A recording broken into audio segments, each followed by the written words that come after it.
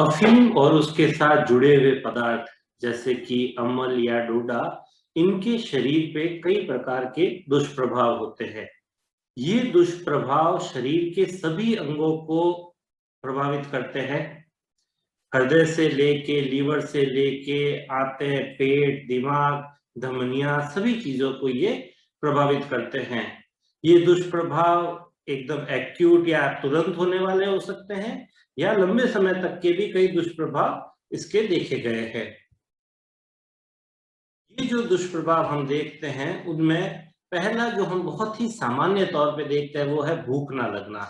तो अफीम खाने से जो पेट पे और आंतों पे प्रभाव आता है, उससे भूख नहीं लगती है, और भूख ना लगने से वजन में कमी होना, विटामिन और जो आवश्यक पदार्थ हमें चाहिए उनकी कमी हो जाती है, और इस सब की वजह से रोग प्रतिरोधक क्षमता में भी कमी आ जाती है। इस प्रकार की चीज में हम ये भी देखते हैं कि एक नार्कोटिक बाउल सिंड्रोम नाम की चीज होती है, जिसमें लगातार पेट दर्द होता रहता है। ये भी चीज हमें अफीम और उसके प्रयोग से देखने में कई बार मिलती है। दूसरी चीज जो हमें ध्यान में रखनी चाहिए वो ये है कि अफीम को लंबे समय तक लेने से लीवर की खराबी हो जाती है। लीवर के कई एंजाइम्स जैसे एएलपी, जीजीटी, ये बढ़ जाते हैं। कब्जी की शिकायत रहती है, अपच की शिकायत रहती है, लगातार पेट दर्द रहता है, और ये चीजें एक लंबे समय तक बनी रह सकती हैं अगर कोई आदमी लंबे समय तक अफीम का प्रयोग करे।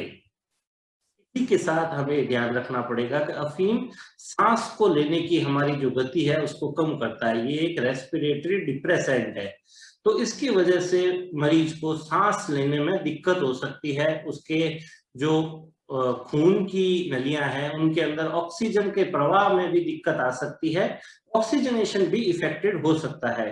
तो इसलिए उसको सांस लेने में दिक्कत बढ़ सकती है, खास तौर से नींद के समय में, रात के समय में जिन मरीजों में ऑब्स्ट्रक्टिव स्लीप एपनिया है, उन लोगों में ये चीज और भी ज्यादा दिक्कत दे सकती है।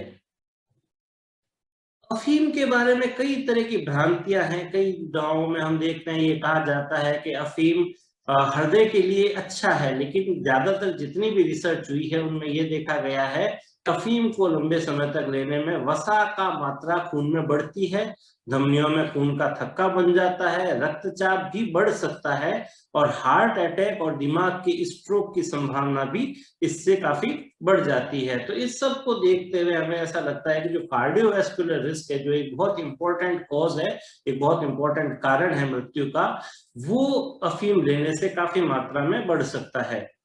तो ये भी एक लंबे समय के साथ जुड़ा हुआ इसका एक साइड इफेक्ट।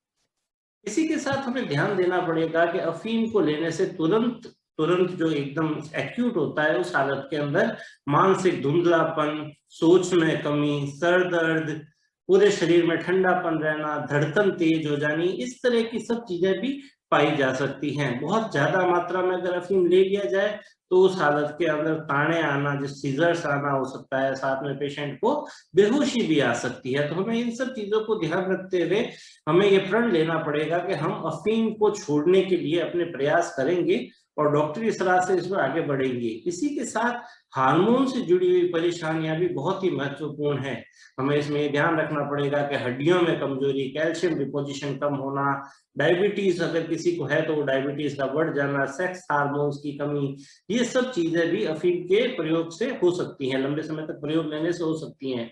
इसमें ये चीज हमें जरूर ध्यान रखनी चाहिए कि हमें अफीम के अंदर कई प्रकार की अशुद्धियां भी होती हैं, और वो अशुद्धियां भी कई तरह की दूसरी बीमारियों को दे सकती है। लेड, फ्लोरीन, इस तरह की अशुद्धियां भी होती हैं, और उनको लेने से कई तरह की दूसरी बीमारियां हो सकती है।